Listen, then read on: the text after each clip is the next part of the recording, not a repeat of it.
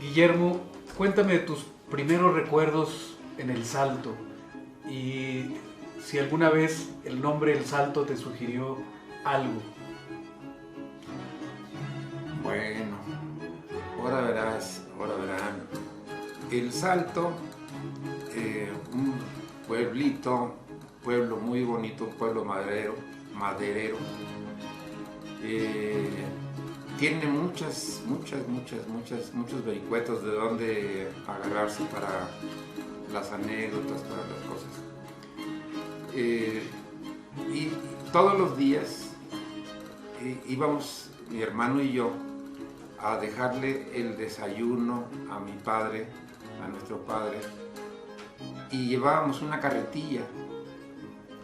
Y en esa carretilla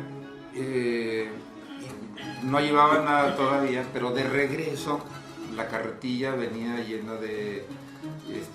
repleta de tablitas, de tablas, de porciones de tablitas muy bien cepilladas, muy bien escogidas, que las escogíamos de una especie de tiradero. Esas tablitas eran como el desperdicio, ¿no? Pero mi padre las utilizaba para hacer los juguetes y las cosas que le encargaban. Los juguetes eran para la misma compañía maderera y que se entregaban en Navidad. Entonces eso pues no se le puede olvidar a uno. Ir muy temprano. Él entraba, yo creo que a las 5. Nosotros íbamos como a las 7 a llevar el almuerzo, era desayuno, almuerzo, yo creo. Y nosotros regresábamos y luego ya nos íbamos a la escuela, pero regresábamos con una carretilla que había que subir, primero un andador kilométrico, como de 3 kilómetros, yo creo, de la casa a la compañía. ¿Hecho de madera? Y ¿de tablitas? el andador, que era de madera, porque si no tendríamos que venir por el lodazal, por la nieve. Porque ahí pasaba un riachuelo, y ese riachuelo, porque allá es muy frío, tenía que formarse ahí el pequeño río. Y pues eso nos hizo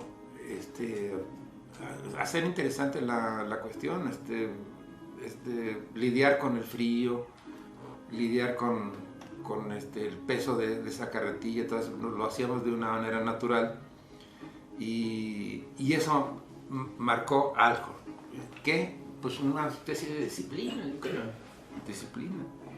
Pero hay otra forma de marcar también. Tu padre en un momento dado no era remiso, sino que a todos en la época de la guerra, en los 40, les dijeron pues, a todos que tenían que marchar. Oye, tu padre, pues, ¿qué tendría? No, ya tenía 40 años. Dijo, usted tiene que marchar también. Esa es una anécdota muy, muy simpática, que yo la he platicado pocas veces. Consistió en que allí muy cerca estaba el campo, no el campo militar, el béisbol. Era el campo para jugar béisbol. Y ahí marchaban los remisos y no remisos. Llegó ahí la militarización. Y entonces a mi padre le encargaron que hiciera... No, primero iba marchando. Ah, sí. Y luego un día no marchó y lo encontraron y se lo llevaban. Bueno, sí. Estaba cerca de la casa, estaba tomándose una cerveza y el sargento, un mayor que andaba ahí, dijo, ¿y usted por qué está ahí? Debe de estar marchando. No más. Dijo, no, pues lo vamos a arrestar. Y llamó a varios y se lo llevaron arrestado. ¿Por qué se lo llevaron arrestado? Porque no está marchando. Y entonces en eso iba pasando en un jeep el capitán de ellos, ¿no? Y le dice, ¿a dónde llevan los ceniceros?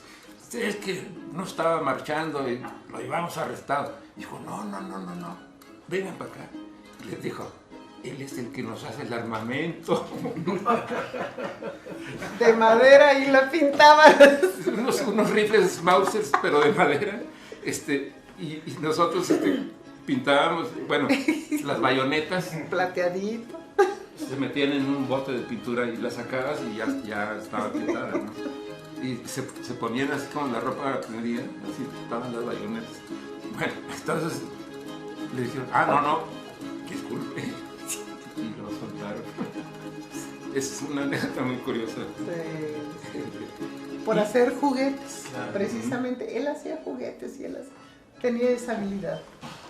Y esta relación con el aserradero, ¿no? También, porque en el aserradero se industrializaba la madera, se cortaban los rollos, toda esta atmósfera de los camiones trasladando la trocería. Los troceros.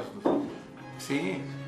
Ahí había al lado del Salto, una especie de... No especie de... Había una presa. Y entonces los troncos los bajaban de dos maneras. Con los troceros y los otros troncos bajaban por el río y llegaban a la gran presa y luego los enfilaban de una manera que iban subiendo y arriba ya los cortaban en trozos, hacían diferentes cosas. La última vez que fui ya no hay nada de eso, ni siquiera la compañía, y vendieron todos los fierros y todas las cosas. Ya no existe así.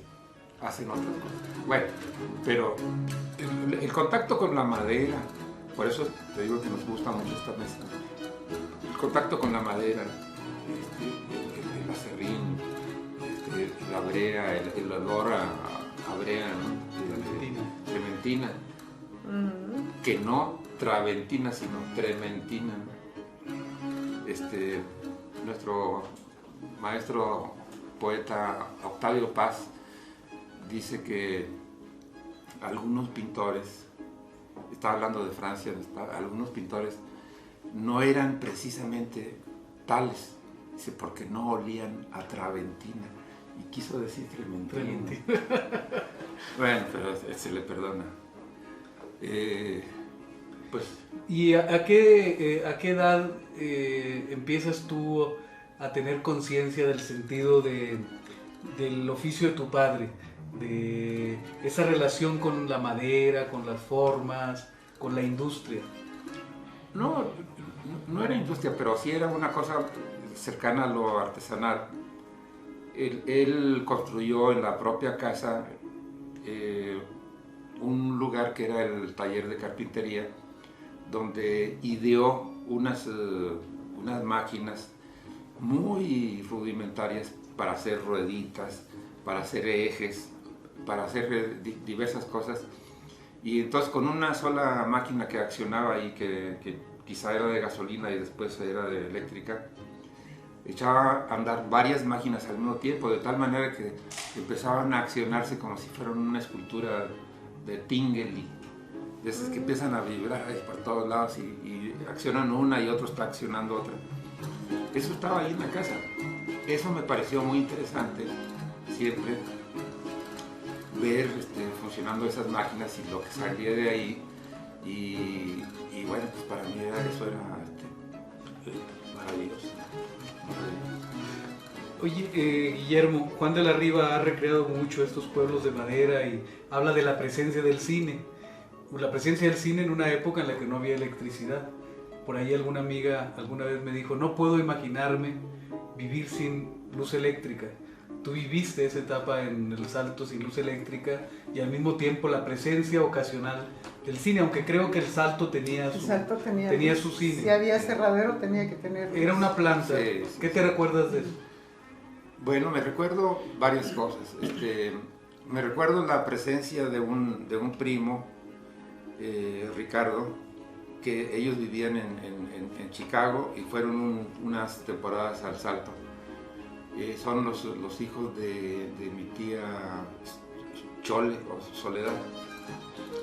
Y recuerdo que su papá había sido sastre y él también era sastre.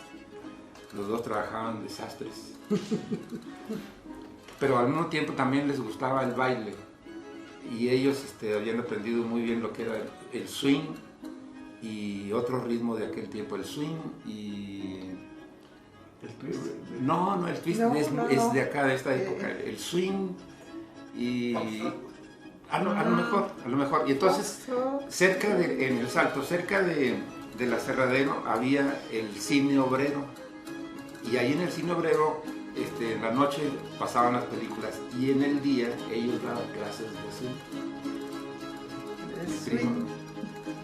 Sí, iba alguien ahí. Entonces él como era sastre, pues estaba ahí viviendo en la casa y me hizo un traje. Pero un traje de pachuco. Chiquillo con mi traje de pachuco. Entonces a mi papá no le gustó. No, entonces dijo, no, en eso no quedamos. ¿Cuántos años tenías? Como 7, como 6, 7. No, un trajecito de pachuco ahí, pero pues yo ni sabía qué. Trabuco y ancho. Eras un Tintán. Los trajes de Tintán, pero en chiquillo. No, dijo mi papá, no. Bueno, pero recuerdo que había ese lugar, el cine obrero, que se transformaba en teatro y acudía la gente, poca gente, mucha, en ese pueblo precioso que era el Salto en aquel tiempo. Guillermo, ¿y a qué edad abandonaron, qué edad tenías tú cuando abandonaron el Salto y por qué se fueron a Monterrey? Porque no es que se haya acabado el trabajo, sino que a cada trabajador le correspondía por antigüedad un retiro. Y entonces a él ya le tocaba su retiro y le dieron una cantidad de dinero misma que se utilizó para comprar un terreno en Monterrey. Y aparte, él tenía una lata de este tamaño, una lata de aceite X marca, y ahí se iban depositando monedas. Entonces estaba lleno. ¿Cuáles monedas? Eran las monedas de plata. Peso 0,720. Entonces, pues vamos. Era bueno, plata de la mejor. Él Sí. llevó todo eso, entonces con eso se hizo la casa, se compró el terreno. Sí. No. No, pero hay algo que platicas. Y dices, bueno, a nosotros nos dijeron que íbamos a Nueva York. Y sí, cuando llegamos a Monterrey, vimos tan fincado que dijo tu papá, ya llegamos. Nos quedamos. Vimos tantas luces que dijimos, aquí es. Aquí no bajamos. Aquí es Nueva York. Nos quedamos. Bueno, es Nuevo York. Sí. Nuevo León, Nuevo York. ¿Y qué edad tenías? Yo tendría, 10 años, yo creo, ¿no? 9, 10 años. 9, 10 años. Entre 9 y 10 años. ¿En qué año fue?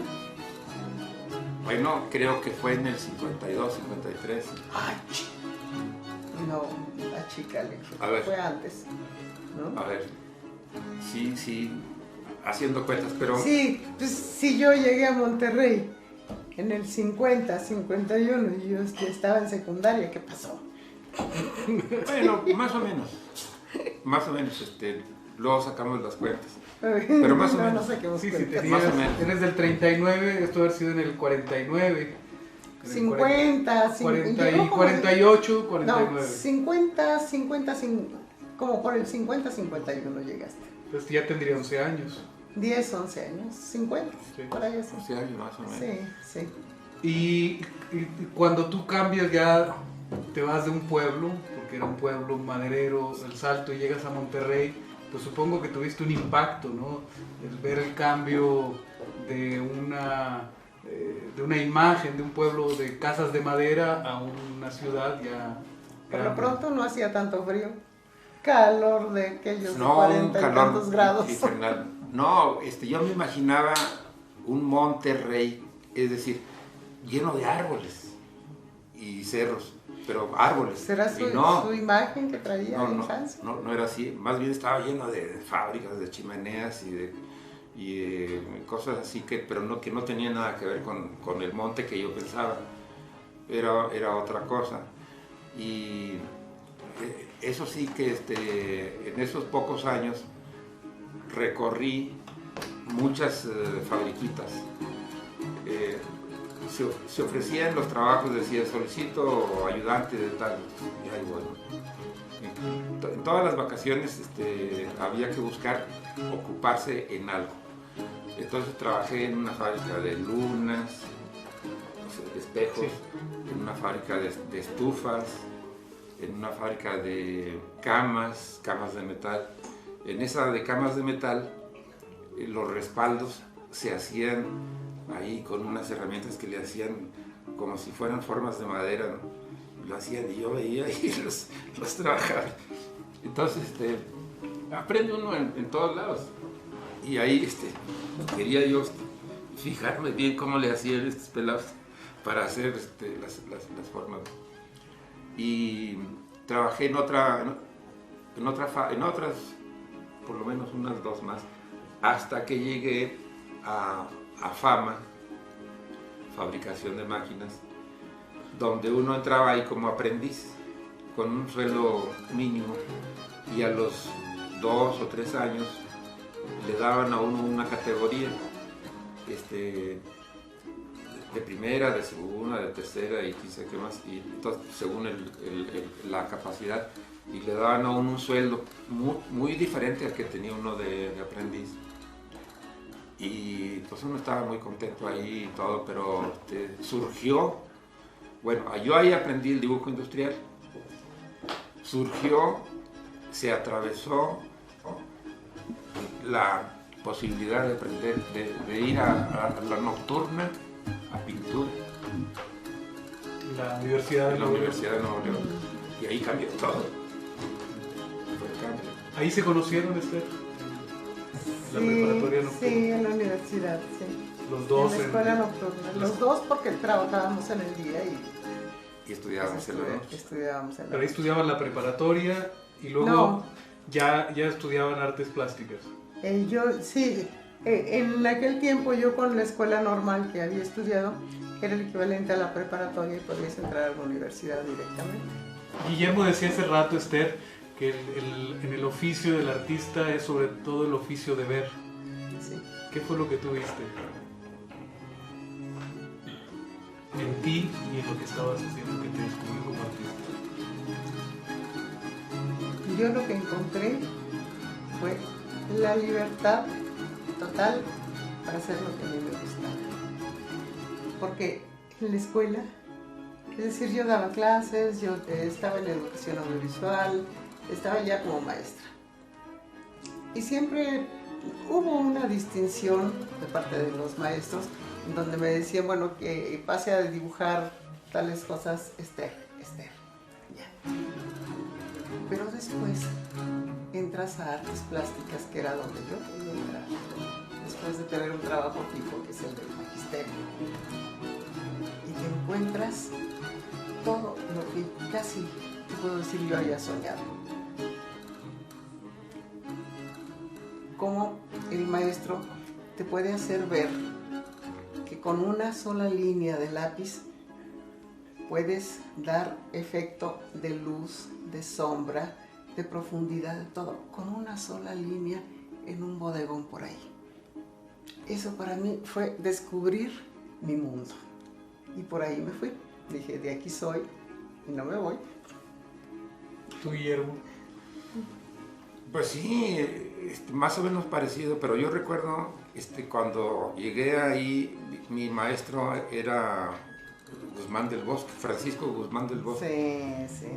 Pero el que daba sí era el director Jorge Rangel. Uh-huh. Me vio que llevaba un rollo y me preguntó, ¿tú qué? Le dije, no, pues vengo a hacer mi solicitud para entrar, a ver qué traes ahí. Entonces abrió el rollo así y era un desnudo que yo hice de Anita Ekberg. Anda. Entonces le quité su traje de baño y dijo, no, pásale.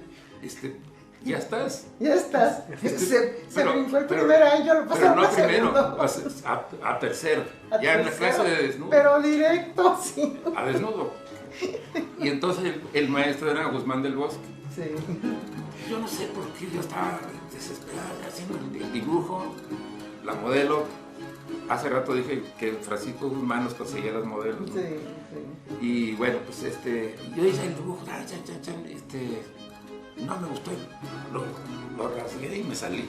Entonces ahí va Guzmán a buscar, ay, no te vayas, no te vayas. Imagínate, el maestro va a perseguir al alumno. Vente, vente, ¿por qué te vas? No, es que no me gustó. Son cosas que suceden. Pues sí, yo les hago una O que última. sucedían antes. Yo les hago una última pregunta sobre eso del origen. Para ustedes, ¿qué es un artista? Es un ser libre. La pintura es libertad. Tal vez es como la poesía. Entonces somos muy afortunados en haber escogido una carrera con esa libertad que tiene la pintura y que tenemos que conquistarla y que nos seduce y tenemos que seducirla también a la pintura. Bueno, para mí es muy curioso, un investigador, alguien que anda tratando de descubrir algo todos los días. Ese algo que aprendió hoy lo va a aplicar mañana y así sucesivamente. Y si no lo haces, el tiempo que has perdido te lo reprocha también en la habilidad. Esto, el dibujo, el cerebro, la vista, la mano, no puede ser perfecto. Es como un atleta de alto rendimiento y hemos llevado todo el tiempo en esto. Y nos consideramos eso. Alguien que está comprometido con su trabajo totalmente, porque es en lo que creemos. Por eso somos, por eso estamos.